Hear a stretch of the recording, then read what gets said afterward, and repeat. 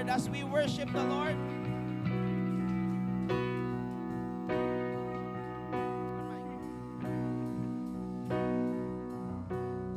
Christ is my firm foundation, the rock on which I stand when everything around me is shaking. I would never be more glad that I put my faith in Jesus, 'cause He's never let me down. He's faithful through generations. So why would He fail now? He won't.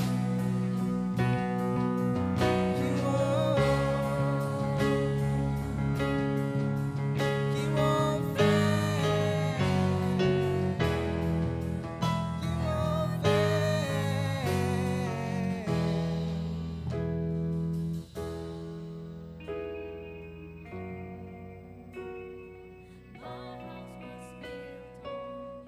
Come on, church, sing this. And I'm safe with you. I'm gonna make it through. Rain came, wind blew. My house was built on you. And I'm safe with you. I'm gonna make it through. Oh, rain came, wind blew. Come on, let's declare this My today. house was built on you. Oh, I'm safe with you, God. I'm safe with you. I'm gonna make it through. Oh, Christ is my firm foundation,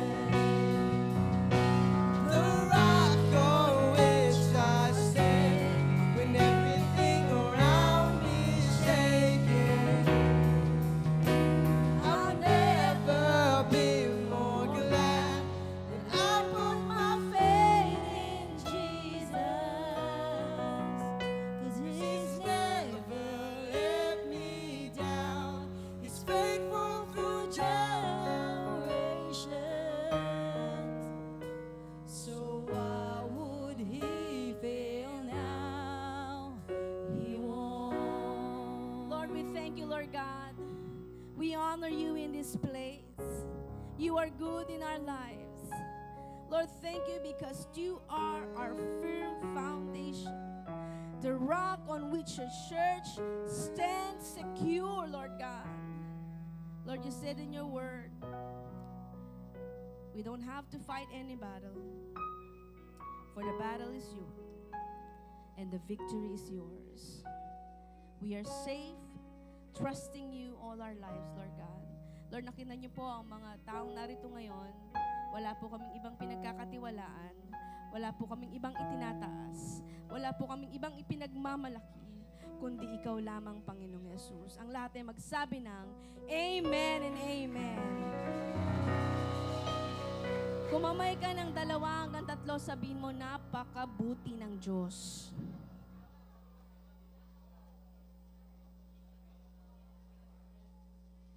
Sabihin mo rin sa kanan mo, mahal na mahal ka ni Lord. Sabihin mo, mahal na mahal ka ni Lord. Jesus loves you. Magandang umaga po sa inyong lahat. It's a great Sunday. Sabi nga ni David, I was glad when they said to me, come to the house of the Lord. How many of you are happy that you are in the house of God? Say amen. Parang hindi kayo masaya. Sinong masaya na nasa tahanan ng Diyos ay magsabi ng amen. Okay, like Pastor Buse said, tayo ay nasa series ng ating stewardship. You know, ang sabi doon, we are owner of nothing but stewards of everything. Ayan. Pero bago tayo magtuloy-tuloy, gusto kong batiin yung mga pastors natin na nandito. Pastor Abed is still there from Samar. Ayan po, palakpakan natin ng Panginoon. We have also Pastor Jimmy from Pampanga and Pastora and the whole family are here. Ayan, palakpakan natin ng Panginoon. Tayo po kayo and we can see them. Ayan. Praise the Lord. And also we have Kuya Louie from Canada. Palakpakan natin si Lord. Ayan po ang ating mga kapamilya. And his future love, andyan. Sister, hello, come on. From Qatar. Diyan. Ayan po. Salamat po. Diyan. Ayan. Welcome to the house of God.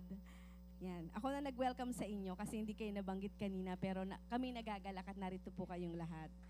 Praise the Lord. Thank you. At ngayon pong umagang ito, excited po tayong i-end ang ating stewardship series. Sino maraming natutunan for the past month about stewardship? Diba? Yung stewardship natin, we're owners of nothing, but God has entrusted us everything. And secondly, our family, amen? Our ministry. And ngayong araw na ito, ang ating topic for the last series is stewarding the church. Sabi mo sa katabi mo, stewarding the church, our sacred responsibility. Alam natin na we are the church. The church is the called out ones from darkness to marvelous light. Yung mga tinawag ng Diyos, tayo ang totoong church. This is where the Jesus dwells. It's in our hearts, in our body. This is the temple of God. But what we're going to discuss today is not just ourselves as physical, but the church as a whole. Amen? Because as believers, we are called to steward the church as a sacred place dedicated to worship and glorifying God. Ang hirap mag-gather kung wala tayong lugar. Kung wala tayong church. Amen? And we as a family of God has been stewarded by the Lord to take care of the church or the house of God. Sabi mo, this is the house of God. Okay, I'm gonna go straight to my message. Stewarding the church, kung tawagin ay the house of the Lord, the building of God, amen? It is one of our sacred responsibility. Sino nitong nalungkot nung nawala ng church nung panahon ng pandemic? Diba, halos maiyak ka, halos, Lord, wala kaming church, gusto ko makita yung mga kapatid ko. Because, there is power in unity. There is power when people gather together, amen? There's blessing. There's a commanded blessing when people unite, people of God unite. Iba talaga kaya nung pandemic, nung COVID, ang gusto ng kaaway paghiwa-hiwalayin tayo. Kaya nga nung Old Testament, ang sabi ng Diyos doon sa Tower of Babel, mahirap na yan. Nagkaisa sila. Kailangan baguhin ko ang kanilang mga salita. Kasi bakit? There's power in unity. Pag nagkaisa, talaga namang may ma-accomplish. Tama ba? So, what I'm trying to say right now is napaka-importante na tayo may tahanan ng Diyos. Tahanan ng mga anak ng Diyos. Amen? So, number one, how we're gonna steward the house or the church of God is number one is honor God's house. Sabihin mo nga, honor God's house. As believers, we are called to steward the church as a sacred place and the same time to honor God's house. Alam nyo, tayong lahat ay binigyan ng kaloob ng Diyos. Sabi mo, binigyan ng kaloob ng Diyos. Binigyan ng mga resources ng Panginoon. God has entrusted us resources, gifts, talents, but also God has entrusted us for caring for this house. And the importance of honoring the church of God is, honoring God's house by maintaining it. Sabi mo, maintaining it. Taking care of it. Alam niyo po, nung panahon ni Haggai, ni Prophet Haggai, siya po ay, I believe, matanda na siya. He was almost 70 years old by that time na dineliver niya yung prophecy over Jerusalem. Kasi nung ang Jerusalem po ay nasakop ng Babylon, and 18 years after sila'y nakabalik mula sa Babylon, nakita ni Prophet Haggai na ang Jerusalem o yung tahanan ng Diyos ay nawasak kasi nga sila ay nakubkob ng mga Babylonia. So lumaki siya na nakita niya yung glory, yung ganda ng simbahan. Kaya si Prophet Haggai nagsulat dun sa Haggai 1:3 to 9. Sinabi niya dito, basahin natin, kasi nakita niya yung former glory ng simbahan ng Jerusalem at nakita niya nung pagkatapos na ito ay masakop. Sabi niya, then the word of the Lord came to Prophet Haggai, is it a time for you yourself to be living in your paneled houses while this house remains a ruin? Now this is what the Lord Almighty says, give careful thought to your ways. You have planted much, but harvested a little. You eat but never have enough. You drink but never have your fill. You put on clothes but are not warm. You earn wages only to put them in purse with holes on it. And this is what the Lord Almighty God says, give careful thought to your ways. Go into the mountains and bring down timber and build my house, so that I may take pleasure in it and be honored. Sabihin niyo, honored. You expected much, but see, it turned out to be little. What you brought home, I blew away. Why? Declares the Lord. Because of my house, which remains a ruin, while each of you is busy with your own house. Gets nyo? Lahat na nakaget, say amen.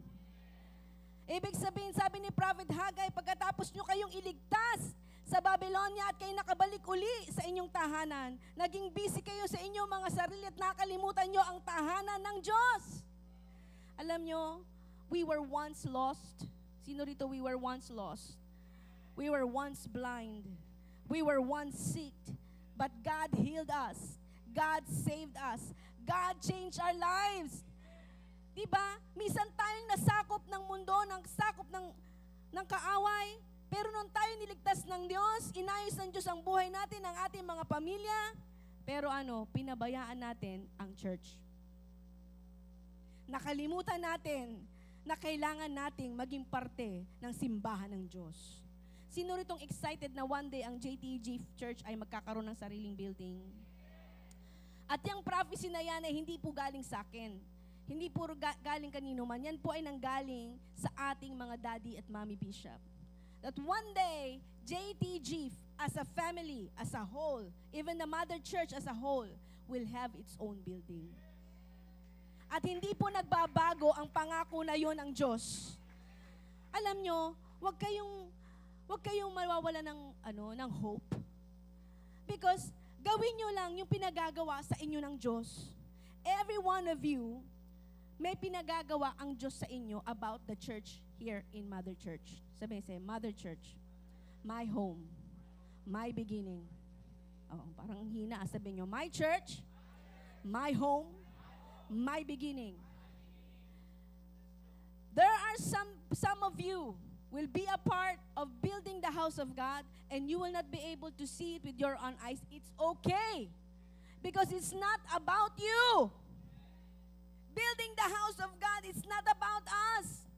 Hindi tayo gusto natin magkaroon tayo ng church one day para mapupurihan tayo bilang tao. No. Para mapupurihan ng Diyos. Para maluwalhati siya. Para lalo siyang mapapurihan at mag-glorify at ma-honor. And this prophecy started with Mommy and Daddy Bishop. Pero di ba kinuha sila ng Panginoon that there's still no church? Ibig ba sabihin ay sila'y talunan? No! Because the promise is not just given to them. The promise is given to the church. Somebody say church. And ang church ay hindi natin pagmamay-ari. Ito'y pagmamay-ari ng Diyos. At kung gustong itayo ng Diyos ang kanyang church building, kahit wala na ako baka sa apo ko pa, I don't care. Basta hanggang nandito ako, magiging parte ako na mabuo at ma-maintain ang house of God. Alam niyo, nagpapasalamat po kami because, we're family here. At itong ating series na to ay stewardship, di ba? Maraming ibang hindi makakaunawa. Pero gusto kong sabihin niyo, hindi aksidenteng nandito kayo, mahal na mahal kayo ng Panginoon. Nung panahon na tayo pinaalis sa kabilang building, ang daming sa inyong tumulong. Hello? Ang dami sa inyong nagbigay, nag-offering. Kaya aga-aga, ang bilis nakahanap tayo ng church. Kamayan mo yung katabi mo, sabihin mo, salamat, naging part ka doon. Sabihin mo, hindi mo pinabayaan ang church. Hindi mo pinabayaan ang house of God. Alam nyo, ang sarap ng feeling Because one day, may gagawing glorious ang Panginoon sa atin. At ang sarap ng feeling na makita mong andyan ang church at sabihin mo, Lord, thank you kasi nagbigay ako ng pako dyan eh. Lord, thank you kasi nagbigay ako ng semento, nag-offering ako, di ba? Ang sarap nung papasok ka church at alam mo naging part ka. Why? Nagiging part ka lang naman kasi alam mong tahanan mo to. Meron bang may-ari ng sariling bahay, pinabayaan niya yung bahay niya? Wala sa usak, wala sa isip yun. Pero pag sarili mong bahay, gusto mo, maayos. Di ba? Kaya anong gagawin natin? We should maintain and take care of God's house. It doesn't matter kung sa ngayon wala pa tayong building, pero one day, sabi mo, may one day kay Lord. Sabi mo, may one day. May one day si Lord. Amen? Why? Because one of the stewardship na binibigay sa atin ng Panginoon is to honor God's house. Sabi mo, honors God's house. Honor God's house. Sabi natin, paano natin i-honor ang house ng Panginoon? By, let us not give up meeting together. Sabi mo, let us not give up meeting together. In Hebrews 10:25, sabi dito, let us not give up meeting together as some are in the habit of doing, but let us encourage one another, and all the more as you see the day approaching. Alam ko marami naman sa inyo ang laging nandyan, di ba? Umulan at bumagyo, nandyan pa rin. Sabi, as some of you are already doing it, as in the habit of doing it. Pero minsan papaalalahanan mo yung katabi mo, sabi mo malapit na ang tag-ulan. Malapit na ang baha. Huwag mong kalilimutan, magsimba ka pa rin.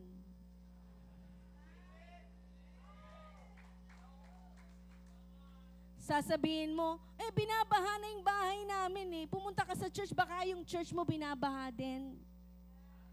Minsan hindi ka naman pupunta sa church para sa sarili mo eh. Pupunta ka sa church, sabi mo, Lord, ano kaya magagawa ko doon? Baka naman yung aming mga speaker ay nabasa na. Ang tubig namin umapaw na at pagdating namin wala na kaming bangko dahil inaanog na ng baha. Sinasabi ko sa inyo to kasi ang church natin binabaha talaga. Ang baha po yung maabot dito sa stage. Pero iingatan tayo ng Panginoon. Amen? Napagdaanan na natin yan. Pero sinasabi ko sa inyo, do not give up meeting together. Napakahalaga. Alam niyo po, isa po yan sa mga, kung sasabihin ko po, values ng aming pamilya. Na ang Sunday ay para sa Diyos. Sunday is non-negotiable sa amin. Kasi bakit? Yung 6 na araw, lahat na nagagawa mo, di ba? Tapos yung Sunday, i-give up mo pa sa Boracay. Yung Sunday, i-give up mo pa sa kung ano man. Ba't di mo gawing Sabado? Ba't di mo gawing Friday, Thursday, pinabaliktad ko pa no? Wednesday, Tuesday, Monday. Bakit pag Linggo, doon kayo nagyayaya? Magyaya kayo after service. Di ba? Hello? Pero alam niyo, nasa pag-uusap niyo yan sa inyong pamilya. I will not judge you. Pero sabihin ko sa inyo, iba pag binibigay mo ang isang araw para lang sa Diyos. Because kasama yan sa 10 utos. Di ba? Keep the Sabbath day and keep it holy. Sino rito na wala ng Sunday, nagkakaroon ng kurot yung puso niya? Yung biglang, kahit pinayagan ka na ni pastor, o pinayagan na ako, may blessing na. Pagdating ng Sunday, wala ka sa church, parang, aray. Di ba? Kasi bakit? Values mo na yan eh. JTG values yan. Isa yan sa mga values ng JTG na kailangan ng Sunday para sa Diyos. Amen? Kaya sabihin mo sa katabi mo, huwag kang mawawala sa linggo. Okay? You are a body of Christ. Sabi mo, you are the body of Christ. And each one of you is a part of it. In 1 Corinthians 12:27. So unang-una, honoring God's house. Sabi ni Prophet Haggai, ang gaganda ng bahay nyo, ang gaganda ng buhay nyo, pero ang church, pinabayaan nyo. Take care of the house of God, and God will take care of all your needs. And God will lift you up. God will bless abundantly. Sabi ni Prophet Haggai. Alam nyo, itong message ni Prophet Haggai ay prophecy na rin to hanggang sa pagdating ng ating Panginoong Yesus. Because there's a promise of blessing sa church ng Diyos na kailanman hindi na mabubuwag. At sabihin mo, ikaw yon. Ikaw yon. You know what? Nagkaroon man ng COVID, hindi nabuwag ang church because why? We are the church. Sabi mo, you are the church. Okay, pangalawa, how we're gonna honor the house of God? Sino rito excited i-honor ang house of God? Mga worship team, huwag yung pabayaan, mga banda, hindi lang banda, kasi part ako ng banda eh. Hindi ko kayo pinatatamaan, pero huwag kayong papayag na ang mga instrument, may mga alikabok, hello? Gagamitin nyo na lang paglinggo, may mga alikabok. Pero praise God, ang ating mga worship team masisipag naman, palakpakan natin sila. Kasi they maintain the house of God. Pero yung mga inuupuan mo, tignan mo, kailan ka huling nagpunas ng inupuan mo? Di ba? Yung iba naman, ginagamit ang CR, ipa-flash na lang, hindi pa ma-flash. Alam mo, flash ganito lang eh, oh. Yun lang. Di ba? Sabi mo, paano ang flash? Gano'n. Di ba? Paano mo yung honor ang house of God? Pag gumamit ka ng CR, i-flash mo. Gumamit ka ng tissue. Katabi mo lang yung basurahan. Hindi mo pa matapon doon. Kung saan mo pa tinatapon. Ino-honor mo ba yung house ng Diyos noon? Hello? Ayan. Kailangan may mga practical tayong example eh. Diba? Darating ka, ang gamit mo nakakalat. Eh may lagayan naman dyan, pwede sa likod. Kundi kung saan mo nilalagay. Hello? Ang templo pong ito hindi pagmamayari ng tao. Ito po'y sa Diyos. Ingatan natin. Pati pagsasalansang ng mga upuan, alam niyo si Daddy Bishop nung nabubuhay yan, bawal itulak yung mga bangko na yan. Bawal magasgasan. Kailangan buhatin mo talaga. Kaya yung panahon ni Daddy Bishop, ang mga manggagawa, lalaki ng muscle eh. Wala na sila dito ngayon. Kasi binubuhat talaga eh. Bawal itulak eh. Kasi ingatan nyo. Ingatan nyo. Diba? Ang mga kitchen, ang offices, o ikaw na lang, pag may nakita kang kalat, pulutin mo. Hindi dahil inutusan ka, ako na lang lagi inuutusan, ako lang ba po. Hindi. Ituring mo ang tahanan ng Diyos, tahanan mo.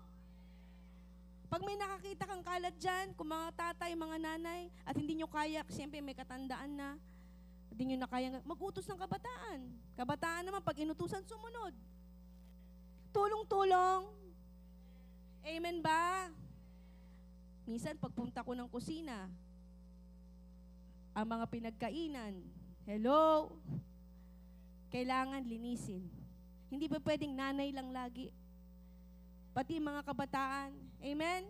At hindi lang mga workers, lahat tayo. Sabi mo, lahat tayo. We are owners of nothing, but stewards of everything. Yung iba sa inyo, nag-uuwi pa ng kutsara, ng tinidor, ng simbahan. Yung iba naman, hindi pa tayo namimigay ng pagkain, balutin mo ko sa liling. Hindi pa tayo nagkakainan, nagbalot ka na. Because we are owners of nothing. Kahit puto yan. Kahit kanin yan. Ipamigay yan. Sabi mo, ipamigay. Diba? O, alam nyo na. Bakit ko sinasabi yan? Kasi tayo mahilig sa kainan, di ba? Merong Diyos na nakakakita, ipamigay. Minsan sasabihin nyo, wala na bang may-ari nito? Kuha lang. Kuha lang, kuha lang. Meron ba isang bagay nakakala dyan walang may-ari? Meron! Diba? Yung mga ilaw, mga kuryente ng church, ba't ko ba, parang pinapagalitan ko na kayo ha? Hindi naman. Alam nyo, wala nang libre ngayon. Sabi mo, wala nang libre. Kapag nakapag-charge ka ng cellphone, nakapag-charge ka ng iPad, gumamit ka ng kuryente. Ibig sabihin, may bayad. Walang libre ngayon. Ibig sabihin, may nagbayad. Kaya anong gagawin nyo? Maging steward tayo, maging sa mga kuryente. Hello? Sa lahat ng bagay. Kasi alam nyo, tahanan to ng Diyos eh. Hindi man kayo nakikita ng mga leaders natin, ng mga pastors natin, may Diyos na nakakakita. And when you honor the house of God, the blessing will overtake you. Amen? Palakpakan natin ang Panginoon. Ano pa? Honor God's house by supporting its ministries. Paano natin ma-honor ang church? Kailangan i-support mo ang bawat ministry. Kung ikaw ay nasa women's ministry, ikaw ay nasa men's, kailangan maging part ka nun. Kung nasa youth ka, maging part ka ng youth. Kung nasa young adult ka, maghanap ka ng pwede mong gawin. Pastora, hindi naman ako mahilig magkakakanta. Naman mga women's na yan, kanta ng kanta, sayaw ng sayaw. O di maghanap ka ng iba. Anong pwede mong gawin? Pwede ba, pastora, pag Sunday, ako na lang magdadala ng bulaklak para sa church? Pwede ba, pastora, ako na lang ang Pastor Bus, ako na lang po ang once a week ay magdidilig ng mga halaman dyan? Di ba ang sarap ng meron kang contribution? Somebody say amen. Kasi bakit? Kailangan natin i-honor ang house of God. Kasi tayo ay katiwala ng simbahan ng Diyos. Hindi pa pwedeng pupunta lang tayo at wala tayong gagawin. O yung iba sa inyo, binigyan ng gift ng Panginoon ng napakagandang ngiti. Tingnan mo nga yung katabi mo, napakagandang ngiti. Ayan. Minsan sabi mo, wala naman akong magagawa. Pero isang ngiti mo lang, may mga mabe-bless, may encourage. Ang ganda-ganda mong ngumiti sa TikTok. Ang ganda-ganda mong ngumiti sa mga post sa Facebook. Pagdating sa church, nakasimangot ka. Ako minsan sa inyo, chine-check ko yung mga social media. Ito pa lang, ang ganda-ganda. Ang ganda-gandang ngumiti. Pag sa church nga, minsan hindi ko nakitang ngumiti o sumayaw man lang sa praise and worship. Hello! Ang galing-galing yung sumayaw sa TikTok. Pag nagpapasayaw si Pastor Tisoy, pagod na nga si Pastor Tisoy dito, pasayawin lang kayo, hindi naman natin binabayaran yan. Pagdating sa TikTok, ang galing yung sumayaw, pero sa Lord, ayaw niyong sumayaw. Ang sinasayawan niyo naman, hindi naman tao, ang Diyos. Ang hirap kasi sa inyo, pag nagpe-praise and worship tayo, akala niyo sinasayawan niyo yung katabi niyo, hindi. Sumasayaw ka sa Diyos. Tinataas mo ang Panginoon mo sa Diyos. Lord, minsan lang to, Sunday lang to. Sabi mo, yung iba dyan parang baliw na. Umiiyak pa. Alam nyo, pag lumalim kayo ng relasyon sa Panginoon, mauunawaan nyo bakit may mga umiiyak, may mga lumuluhod, may tumatalon. Yung iba dito nagsimula, nakatayo lang ganyan. Nung na-inlove kay Lord, nakilala ang Panginoon, nako, pinipigilan na naming sumayaw. Yung iba naman, nagpa-flag, minsan pinipigilan ko na kasi muntik na ako mamatay minsan eh. Muntik na ako mahampas eh. Sabi ko, naku, ikakamatay ko pa tong flag na to. Pero, praise God! Naalala ko si Daddy noon eh. Kasi yung ate menmen ko, part siya ng worship team namin, director namin siya. Every time na may TOR kami, meron kaming praise and worship. May isang pastor doon, na grabe sumayaw. Grabe talaga. Ang gulo, nagkakagulo na dyan sa unahan. Minsan lumapit si Pastora Men kay Daddy, Daddy, pwede pa yung pastor na yan? Talian natin. Kasi ang gulo talaga eh. Sabi natin, minsan sabihan mo naman, Daddy, ano mo sabi ng daddy ko? Nak, dating mamamatay tao yan. Ang hawak niyan, itak. Anong gusto mo? Ibalik ko yung itak o ibalik ko yung plug? Sabi na Pastora, hindi Daddy, pasayawin mo na lang. Sabi niya, you don't know the story behind the praise. You don't know a story behind the worship. You don't know a story behind the cry. A shout of praise. Alam nyo, challenge ko sa inyo, kilalanin nyo ang Diyos. Hindi lang sa stage, hindi lang sa church, kahit sa bahay nyo, purihin nyo siya. Minsan sasabihin nyo yung Sunday praise ng pastor, ang ikli-ikli naman ang praise and worship natin, di ba? Kasi excited kang awitan ng Panginoon, tama ba? Kaya yung pastor na yun, hanggang ngayon, lumilipad. Isang agila. Ayan. Honoring God's house by supporting its ministries. Maghanap ka ng ministry. Kung ayaw mo sa choir, sama ka sa prayer team. Kung ayaw mo sa prayer team, sumama ka sa young adult, young pro, di ba? At meron tayo ngayong Open application sa lahat ng gusto mag-minister. Alam niyo, minsan kinakatakot niyo pa, naku, pag nag-sign up ako dyan, naku, wala na, sakal na ako. Hindi. Pag nag-sign up ka dyan, parang sinasabi mo, Lord, I want to be a good steward. Total stewardship naman ang series namin ngayon. Lord, tulungan mo ko. Kasi pag umuo ka naman dyan, si Lord naman magbibigay sa iyo ng strength. Siya rin magbibigay sa iyo ng wisdom. Marami naman sa atin dito, hindi naman talaga qualified eh. Wala namang qualified dyan eh. Ang hinahanap ng Diyos yung willingness. Yung willingness mag-sacrifice para sa house ng Panginoon. Yung willing magbigay ng honor para sa house ng Panginoon. Hello? Kaya excited ako mamaya, marami na mag-apply. Sabi dito, if you honor the house of God, supporting the ministry, sabi dito, God will satisfy you with long life. Sabi doon sa Psalms, He will reward you with long life. Alam niyo, pag nagbigay rin kayo sa Panginoon, supporting its ministries, hindi lang pati monetary, monetary, it's a big help. Wala kang time, pero nagbigay ka ng support monetary. Alam niyo, yung pera naman na yan, time din yan eh. Yung pera, ano naman tong si sister, kaya lang naman yan malakas sa church kasi bigay lang ng bigay ng offering yan eh. Hindi mo ba alam yung binibigay niyang offering, oras niya rin yun. Kaya kung meron kang gift of giving, i-excel mo. Kanya-kanya tayo ng gift. Meron sa inyo, binigyan ng pagkakataon ng Diyos talagang physically, nandiyan. Meron naman, wala. Pera lang talaga, support. Hindi lang naman lang yun eh. Napakahalaga. Makakabayad ba tayo ng rent kung wala tayong monetary support? Diba? Huwag kayong matakot magbigay sa church because our church record is just there. You can go and see kung saan napupunta ang ating mga offering. At the same time, sabi ng Bible, I am the one who gives you the power to get wealth.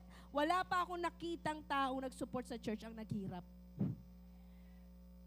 Wala pa. Yung talagang genuinely nag-support sa church at naghirap, wala. Tingnan mo yung katabi mo, mukhang milyonaryo yan. Oh. Yung iba dyan, secret millionaire lang. Ayaw magsalita. Kasi kakasupport sa church. Amen? Low-key lang siya. Pero sabi mo sa katabi mo, thank you. Kung wala man nagsabi sa'yo ng thank you, nagbigay ka ng mission, thank you, sabihin mo. Kahit piso lang yan, alam nyo, iba nagbibigay ng 20 pesos, hindi maliit yan ha. Yung iba sa kanila, yun na talaga yung buo nila. We don't judge people kung anong laki ng offering mo. Ang mahalaga, nagbigay ka ayon sa binigay sa'yo ng Diyos. Kaya sabi mo sa katabi mo, salamat kapatid.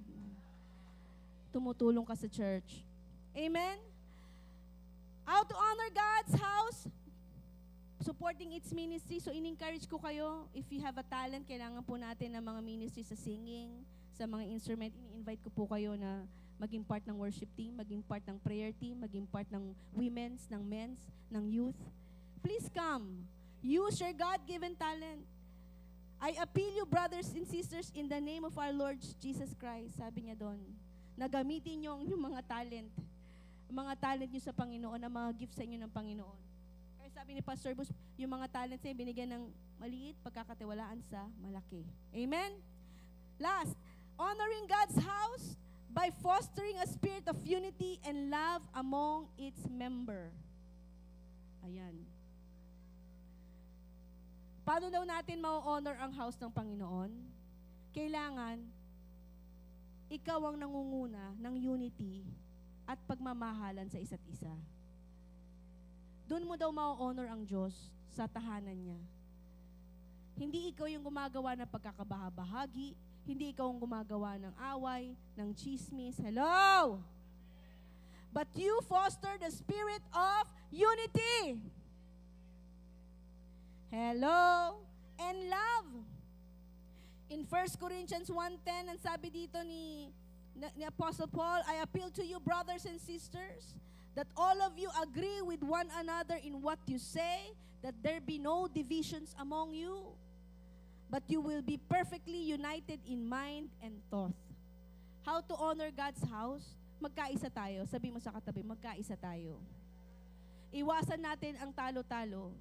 Iwasan natin ang pagkababahagi. Iwasan natin ang division. Sabi mo sa katabi mo, pamilya kita. Magkamali ka man, maaayos din tayo, sabihin mo. Di ba? Wala namang pamilyang perfect, di ba? Pero sabi nga nung anak ko, nagkukwentuhan kami ni Benjamin, Ma, it's true, there's no perfect church, but there is a healthy church. There's no perfect church, but there is a healthy church. And let us practice a healthy church. Iwasan ng toxic. Pagkasama mo, wala na ibang gustong sabihin kundi gulo. Alam mo, si brother, si sister, alam mo, si ate, si kuya, alam mo, umatin ako ng fellowship, ganire, ganon. Hello? Well, I leave it all to you. Kasi bakit? We are all stewards. Yung unity na binibigay ng Diyos sa church, steward nyo ng maayos. Pag may nagkakagulo, anong dapat gawin? Maging peacemaker. Sabihin mo, be a peacemaker.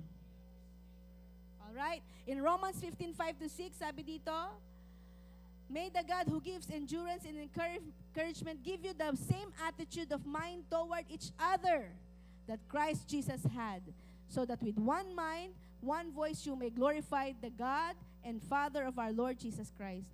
Can you imagine, sabi ng Panginoon, kailangan magkaroon tayo ng one mind and attitude to one another. Hindi pa pwedeng may favoritism. Kailangan mahal natin ang bawat isa. Sabi dito, bear one another's burden. Bear with each other in Colossians 3:13-14. Bear with each other and forgive one another. If you have any grievance against someone, this is how will you honor the house of God. Kung gusto mo talaga maging good steward ng house ng Panginoon, huwag kang papayag na may kaaway ka sa church. Tignan mo yung katabi mo. Bati ba kayo niyan? Sabi, Pastor, hindi ko katabing nasa likod ko. Sabi, lumayo ako sa kanya eh. Nasa harap ako ngayon. O, diba? Hindi pwede. Kung gusto mo maging good steward ng house ng Panginoon, kailangan wala kang kagalit, kaaway. Hindi maiwasan ang tampuhan, pero sabi, pag nagtampuhan, wag abutin ng umaga. Kailangan, yung araw na yon, isettle nyo na. Eh yung iba sa inyo, inaabutan ng buwan. Yung iba naman, linggo. Yung iba, taon na. Sabi dito, forgive as the Lord forgave you. Alam mo, sinabi ko nga yan nung nag-preach ako last time, even the forgiveness that you have received from Christ is not yours. Nagets niyo ako? Kahit yung kapatawarang natanggap mo mula kay Kristo ay hindi sa'yo, sa Diyos yan. Kaya pag may nagkasala sa'yo, yung binibigay mong kapatawaran ay sa Diyos din. Be a good steward of God's forgiveness. Kasi sabi ng Panginoon, pagpapatawarin kita, pag nagpatawad ka rin. Alam nyo, excuse me sa mga husband pero hindi papakinggan ni Lord ang prayer nyo. Sabi, di ba? Pag hindi kayo ayos sa inyong mga wife, the Lord will not hear your prayers. Niloloko ko si Kuya Chad. Sabi ko, Chad, no, hindi ka pakinggan ng Diyos, sorry. Pero that's the commandment. Sinasabi lang ng Diyos, huwag kayong papayang mag-asawa na hindi kayo okay. Hawakan mo yung asawa mo, hindi yung katabi mo, yung asawa mo. Sabihin mo, sorry na darling.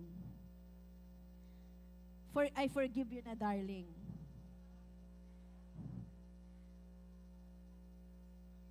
Pero alam niyo yung forgiveness na yan, hindi lang sa mag-asawa, maging sa bawat isa.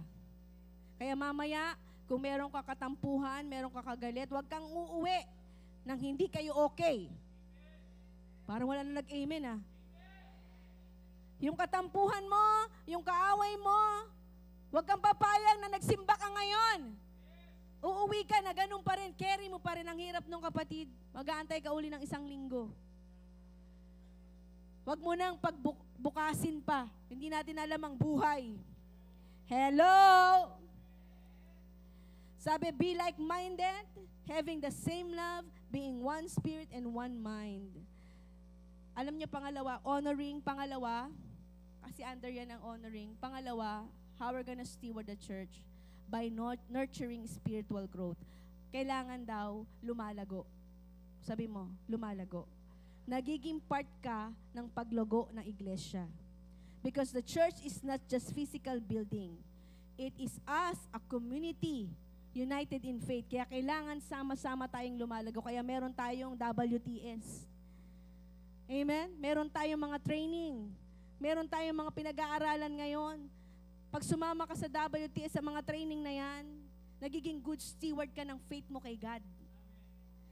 Kasi intentionally gusto mong lumalim. Intentionally gusto mong lumago. Hello? Because as a steward of the church, we are called to nurture spiritual growth within its wall, supporting one another in our walk of faith and encouraging each other to grow deep in our relationship with God. Kapag ikay malalim sa salita ng Diyos, maiiwasan mong makatisod. Yung iba sabi, maiiwasan mong matisod. Hindi, maiiwasan mong ikaw ang makatisod. Kasi lagi mo na lang sabihin, kasi matitisod ako. Hindi eh. Iwasan mong ikaw ang makatisod. The more na lumalalim ka sa salita ng Diyos, the more na nagiging Christ-like ka. Nauunawaan mong salita ng Diyos. Amen? Maiiwasan ang tisuran, maiiwasan ang mga tampuhan. Hello? Kundi magiging isa tayo sapagkat ang ating purpose is lumalim sa salita ng Diyos. Sabi mo sa katabi mo, ikagagalak ko na one day, nagsishare ka ng gospel ni Lord. Kinagagalak ko one day, may hawak kang Bible study. May hawak kang life group. Hello? Kasama kita sa barangay, community churches. Sabihin mo, one day, kasama kita sa community churches. Alam mo, hindi tayo pwedeng nakaupo lang pag Sunday. Hindi tayo pwedeng nasa bahay lang. Kailangan ang faith natin nag-grow. Diba? Paano natin gagawin yun? Sumali sa WTS. Sabi mo, sumali sa WTS. Kasi yan ang ating program today. In this season. Yan ang program natin eh. And by hearing and hearing the Word of God, our faith grow. Diba? Paano na? Last. Point 3. How to steward the church. Extending God's kingdom. Alam mo, yan din ang purpose natin as a church. Somebody say amen. Kahapon umating kami ng anniversary ng JDG Manila. Ang kanilang team is Winning Manila. For Jesus. Ano yon? Gusto nilang mawin ang buong Metro Manila sa Panginoon. Alam mo, yan din ang isang inuutos sa atin ng Diyos. Maging good steward ng gospel niya. We have to extend the gospel, hindi lang dito sa loob ng church, maging sa labas. Amen? So if they're gonna win Manila, we're gonna win Parañaque. How many are excited? Alam nyo, sinabi na rin ni Pastor Busyan na magkakaroon tayo ng mga community churches sa bawat barangay. Wow. Sino excited doon? Na ang JDG Parañaque Mother Church ay magkakaroon ng community churches sa bawat barangay. Ay ilang barangay po ba yan? 16. Sa 16 barangay na yan, magkakaroon tayo ng community churches. Because why? Kasi good steward tayo ni Lord eh. Hindi pa pwedeng dito lang tayo sa San Dionisio lagi. May San Isidro pa, di ba? Ang dami. Mayroon pang Moonwalk, may BF Homes pa, ang dami eh. Kailangan mag-spread out ang gospel ni Lord, hindi lang dito, maging sa ibang lugar. Paano natin gagawin yon? To extend God's kingdom, we have to share the love of Christ. We have to make disciples. Sabi doon in Matthew 28:19, therefore go and make disciples of all nations, baptizing them in the name of the Father, the Son, and the Holy Spirit, and teaching them to obey everything I have commanded you, and surely I am with you always at the very end of the age.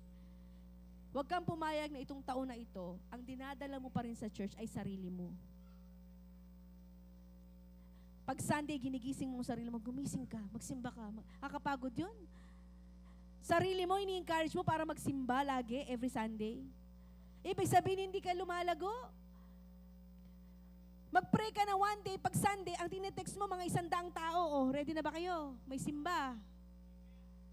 May GC ka. Sa isang barangay, oh, barangay Fatima, oh. Send all. Sunday service, di ba? Hindi yung, ay naku, ang hirap magsimba. Ano ba yan? Linggo na naman. Sarili mo pa rin. Sarili mo pa rin ang binubutbit mo pag linggo. Pag Sunday, doon pa kayo nag-aaway mag-asawa. Bahala ka, magsimba ka mag-isa. Ba't pa pag linggo doon kayo nag-aaway? Yung mga anak naman, pag linggo doon kayo nagpapasaway naman. Hello? Hindi po ako nagpapatama. Okay? Sabi nga ni Daddy Bishop, yan, ang tamaan, yan. Ayan, alam nyo na yan. Why? Alam nyo po ba, isa sa mga binibigay sa atin ng Panginoon as stewardship is the church, di ba? And you are the church. Wherever you go, you carry the church. And it is our job to extend the gospel through the nations. Eh, paano ka pupunta sa nations? Eh, yung kapitbahay mo lang. Hindi mo ma-reach out. Hello?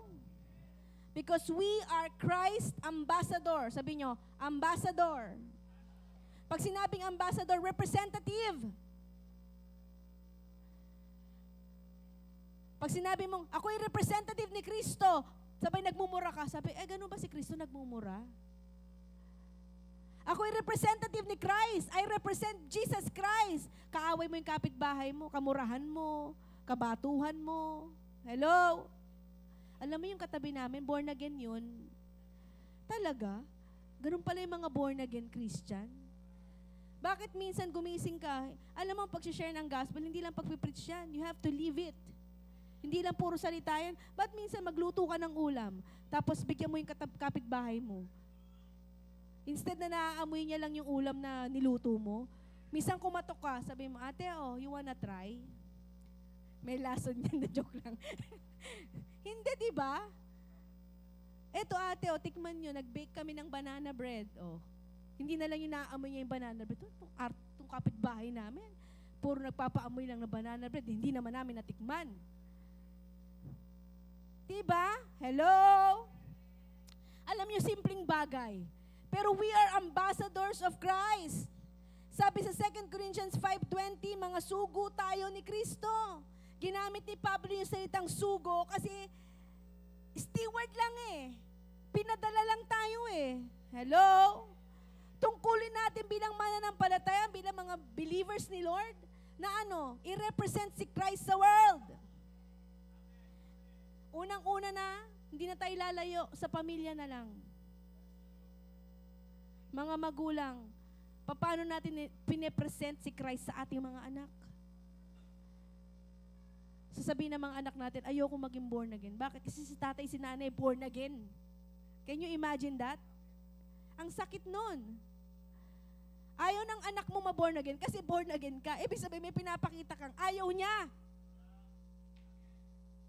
Huwag ka nang lumayo. Mga anak naman, kung hindi pa born again ang family nyo, ikaw ang representative ni Christ sa house. Ang sipag mo sa church, sa bahay nyo, ni magwalis, hindi ka kaya magwalis. Kaya maraming galit na pamilya sa church kasi sabi, yung anak ko napakasipag sa church. Pero yung pinagkainan dito hindi mahugasan. Ang sipag-sipag sa mga sayaw, mga talunan. Pero ang aga-aga sa church, pagtingin ko ng kwarto, hindi man lang maligpit yung kama. Yan ba ang representative ni Christ? Alam niyo, gusto niyo maborn again yung mga loved ones? Magpakita kayo ng giliw sa mga tahanan. Bago ka umalis, maglinis ka muna, ma. Okay na, maayos na yung nakapagluto na ako, nakapagwalis na ako. Meron na kaming practice. Sinong magulang ang hindi? Sinong magulang ang hindi ka... Alam mo, wala nang umati ng church yung anak ko, natutong magwalis, natutong maglinis ng CR, natutong maglaba. Ang daming tumatawang mga kabataan. Sabi mo, ouch. Pinagdaanan ko din yan. Ang sipag-sipag ko sa church, pero sa bahay hindi. Alam nyo ginagawa ng mami at daddy namin? Bawal ka mag-church pag di ka muna naglinis ng bahay. Tinuruan kami, kaya kami lahat sanay kami sa mga gawaing bahay. Hello? You will represent Christ even in your family and even in your workplace. Hello? Maging sa inyong mga trabaho. You have to be honest. You have to be truthful in your work. Hello? Sabi ito, ang Diyos ang nagmamakaawa. Sabi niya dito, binibigyan din ni Pablo na malalim ang trabaho ng Kristiyano para ma-spread ang gospel ni Lord. Hello? Ginagamit ng Diyos tayo para ma-spread ang gospel niya. Kaya anong kailangan gawin natin? Be ambassador of Christ. Sabi mo sa katabi mo, be ambassadors of Christ. Babasahin ko yung verse, ang sabi dito, magpakabuti kayo sa Diyos. Grabe, no? Magpakabuti kayo sa Diyos. Sabi magpakabuti. Kasi mahirap maging ambassador ni Christ sa world kung hindi ka mabuti. Alam mo, madali pang magpakasama pero yung magpakabuti napakahirap. Totoo. Ang hirap magpakabuti. Pero inutos sa atin ng Diyos dito, magpakabuti kayo.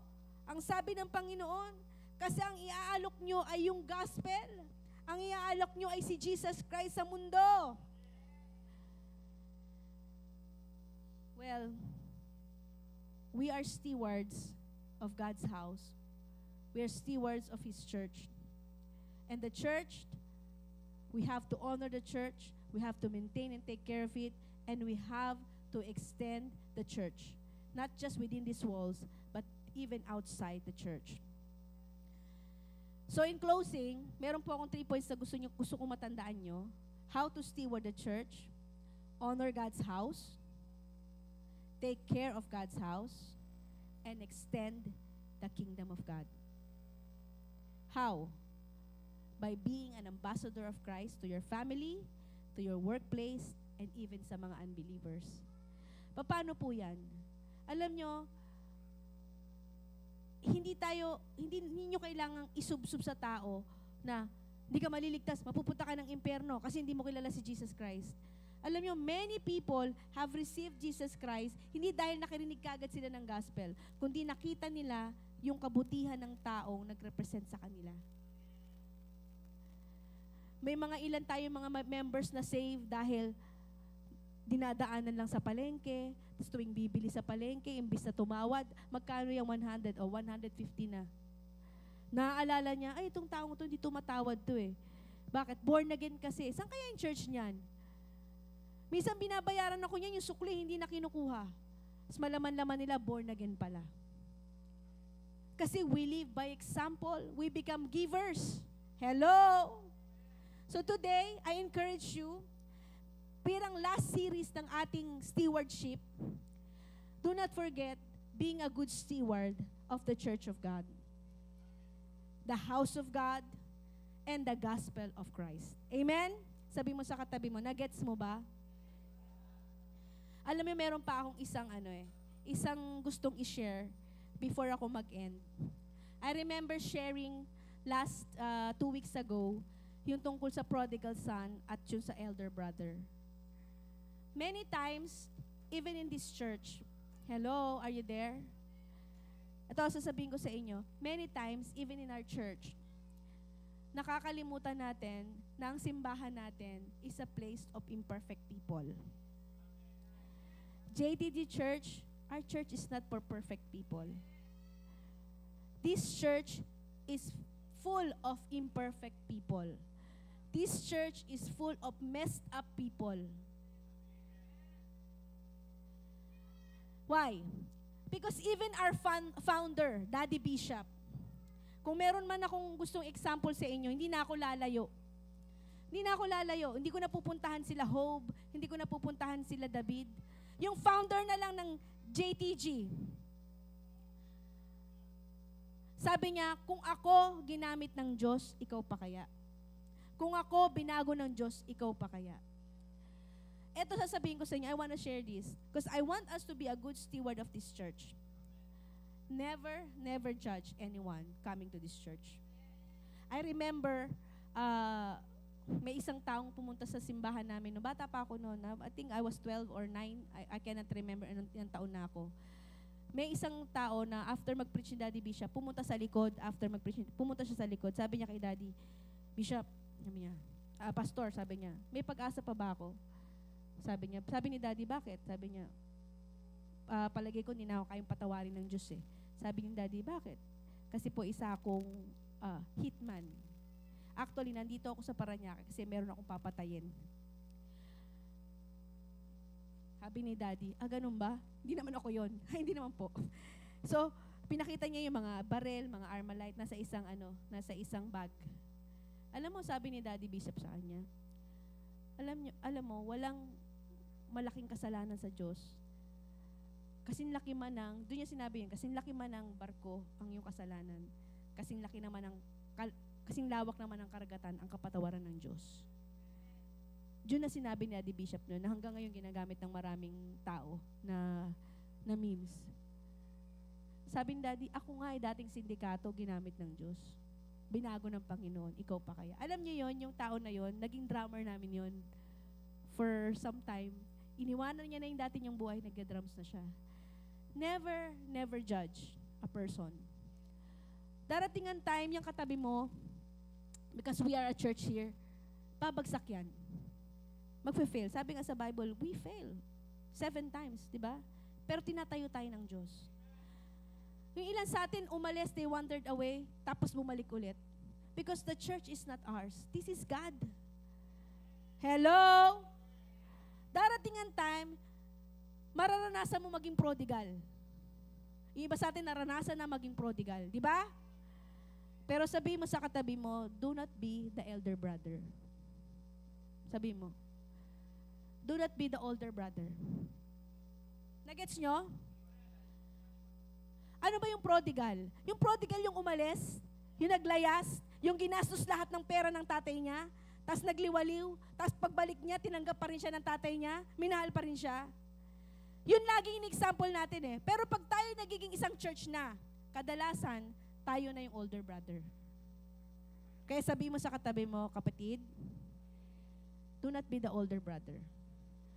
Do not get jealous sa grace na ibibigay ng Diyos sa mga taong gusto niyang patawarin. Because this church is not ours, it's God. May mga grace ibibigay si Lord sa katabi mo na nagkasala, bumigay, bumagsak, na sasabihin mo, bakit ito pinatawad ng Diyos? Do not be the older brother.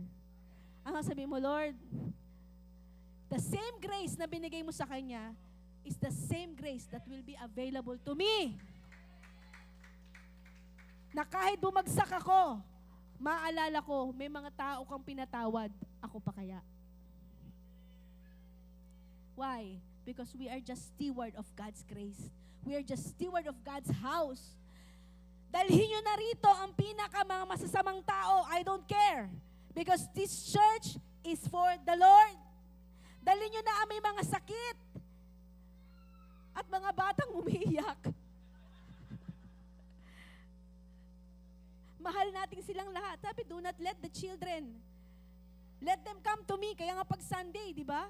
Yung mga bata silang pinasasayaw natin.